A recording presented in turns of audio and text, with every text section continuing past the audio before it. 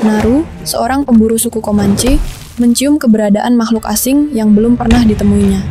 Ketika aksi makhluk tak kasat mata itu melukai salah satu warga mereka, dia dan saudaranya Tabe melakukan perburuan. Film yang menjadi streaming terlaris di Hulu ini menjadi tayangan unggulan di beberapa negara. Prey juga tayang di Disney Plus Hotstar. Berdasar pada waralaba Predator dari 20th Century Fox, ini merupakan sebuah prequel untuk film pertama Predator di tahun 1996.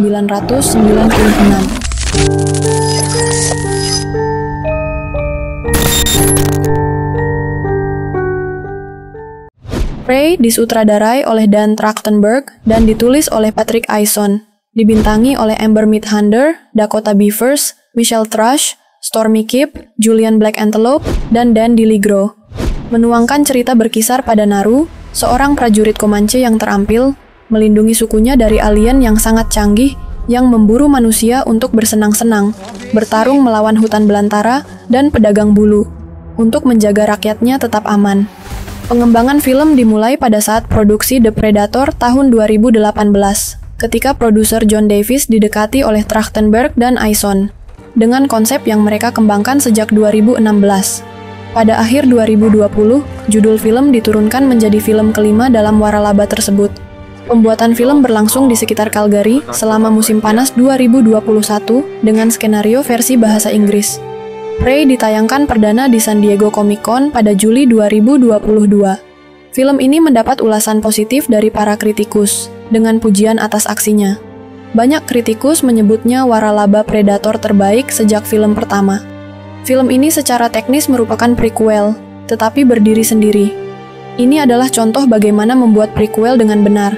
Film ini tetap mempertahankan semua ketegangan dari film-film sebelumnya, dan tidak mengurangi makna pertemuan sebelumnya dengan menjelaskan secara berlebihan bagaimana karakter tersebut sampai di sana.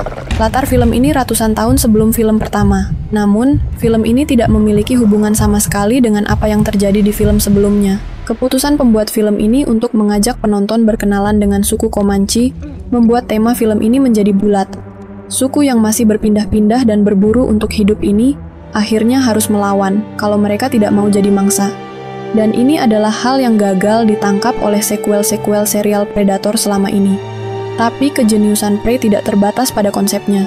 Ia sadar benar bahwa untuk membuat film yang seru, kita harus punya tokoh utama yang layak untuk didukung. Dari awal kemunculannya, Naru sangat mencuri perhatian. Ia mandiri, ia cerdas, ia tangkas. Dan yang terpenting, dia selalu belajar dari kesalahannya. Selama 100 menit, penonton diajak untuk melihat gadis ngeyelan berubah menjadi seorang pejuang yang tangguh. Interaksinya dengan kakak, ibu, dan terutama anjingnya yang menggemaskan juga membuat Naru sangat mudah untuk disayangi. Hampir semua aktor dalam film ini bermain dengan baik, tapi tidak ada yang semencuri perhatian Amber Midthunder. Berperan sebagai Naru, Midthunder tahu benar bahwa hidup dan mati film ini ada di tangannya, dan dia memainkan Naru dengan keyakinan diri yang tinggi. Saya bisa merasakan semangatnya keluar dari layar. Sayangnya, musiknya tidak menggambarkan suasana hutan yang ikonik.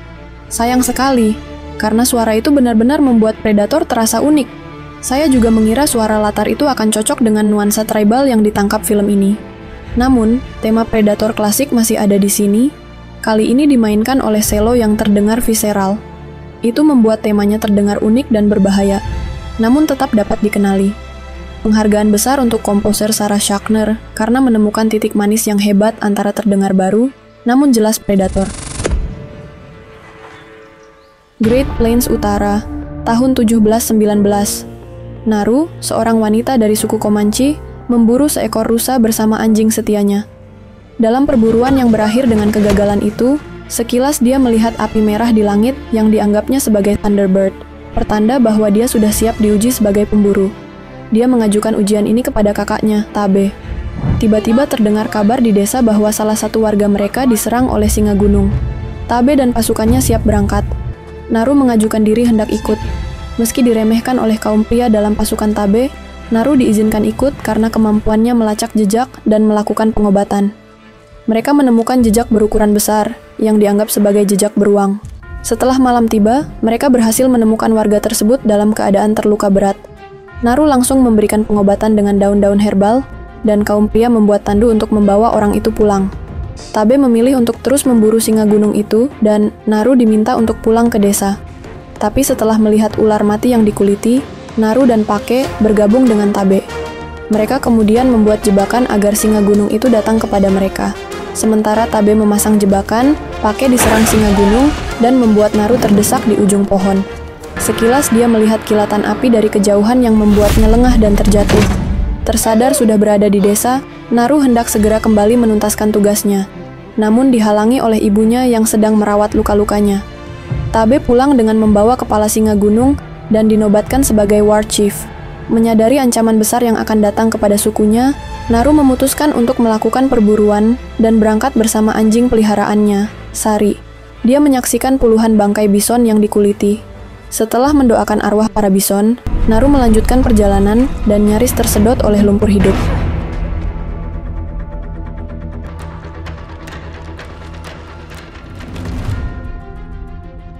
Naru dan Sari juga bertemu dengan beruang yang sedang memakan mangsanya. Saat mereka berusaha untuk menghindari serangan beruang, Naru menyaksikan makhluk tak kasat mata bertarung dengan beruang itu. Wujud makhluk itu terlihat nyata ketika dia basah oleh darah beruang. Naru kemudian bertemu dengan sekelompok kaum pria sukunya, yang diutus untuk mencarinya. Setelah kalah bertarung, Naru diikat dan dibawa pulang.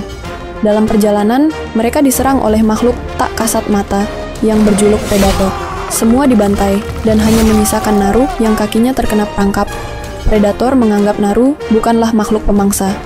Naru ditangkap oleh sekelompok perompak dari Prancis yang bertanggung jawab menguliti bison di padang rumput. Naru melihat Tabe juga ditangkap dan disiksa. Mereka berdua dijadikan umpan untuk menghadirkan Predator. Tapi justru para perompak Prancis ini menjadi korban keganasan Predator. Naru dan Tabe berhasil melarikan diri.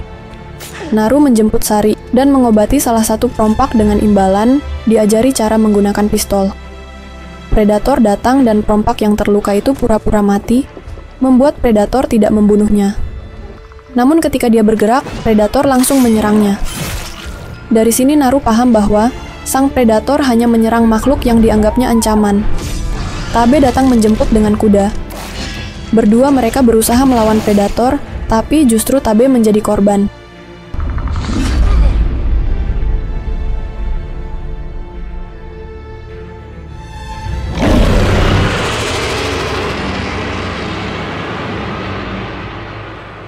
Kini hanya sendiri, bagaimana cara Naru menuntaskan misinya untuk menghentikan aksi sadis Predator. Saksikan keseruan film ini di Hulu dan Disney Plus Hotstar. Pengenalan pendaratan sang Predator di kala bumi masih primitif, dan banyak kelompok berburu sangat tepat untuk sang Predator. Kelompok berburu Comanche dengan Naru sebagai pemeran dan fokus konflik utama sangat mewakilkan keresahan kelompok pedalaman hutan kala itu, di mana para wanita bekerja untuk kebutuhan ringan, sedangkan para pria berjibaku dengan para hewan dan tantangan yang lebih mengerikan di alam liar. Naru yang diperankan oleh Amber Midthunder dibuat terampil dan memiliki kecerdasan yang mungkin lebih sedikit maju dibanding orang-orang di kelompoknya. Jiwa petualangan dan tantangan yang begitu besar membawa kita akhirnya menemukan kejanggalan-kejanggalan dari sosok misterius predator yang mendarat di bumi. Kemunculan satu makhluk predator yang mayoritas berburu tanpa terlihat sudah ada sejak awal laga, sehingga kita tidak begitu penasaran apa yang menghantui para Comanche. Namun, misteri dari cerita adalah apa motif sang predator untuk memilih tempat tersebut sebagai pendaratan pertama. Sisi superioritas dari satu makhluk saja sudah membuat kita menyimpan banyak pertanyaan. Jika kalian melihat beberapa film predator, mungkin akan lebih merasakan keganasan cara berburu predator dengan berbagai situasi dan kondisi. Karena teknologi yang begitu maju, membuat prequel Prey ini begitu pas mengisi konflik sang predator dengan manusia di bumi.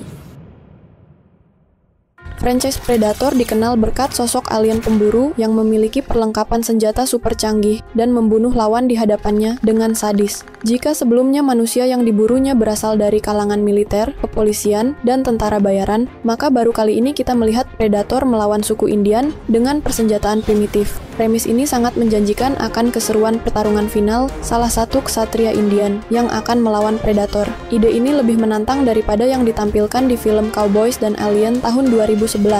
Selain itu, kisah dalam film Prey ini semakin menguatkan mitologi predator dalam sejarah umat manusia, bahwa mereka memang sudah berburu di bumi sejak zaman dahulu kala. Film ini menceritakan kali pertama predator melakukan perburuan di bumi. Mungkin kita tidak akan penasaran dengan tampilan fisik sang predator, karena sudah 6 film kita lalui. Tapi sutradara Dan Trachtenberg mampu membuat kita penasaran lagi lewat lapisan presentasinya akan sosok predator ini. Kita dibuat menunggu cukup lama hingga sosok predator terlihat jelas di layar. Lewat beberapa kali aksi perburuannya, membunuh ular dan serigala. Tapi baru ketika bertarung dengan beruang, kita bisa menyaksikan penampilannya secara utuh dalam siraman darah beruang ke tubuhnya. Dan adegan ini terasa spektakuler, karena kita berada di posisi Naru yang terkesima sekaligus ketakutan melihat sosok predator secara nyata. Dengan persenjataannya yang lengkap dan canggih, predator dengan mudah menaklukkan setiap buruannya yang dianggap puncak rantai makanan. Setelah beberapa hewan dia taklukkan, predator mulai menyerang manusia dari sekelompok perompak Prancis yang menyiksa Naru, dan tabe juga beberapa kaum pria Indian Comanche yang bertugas menjemput Naru.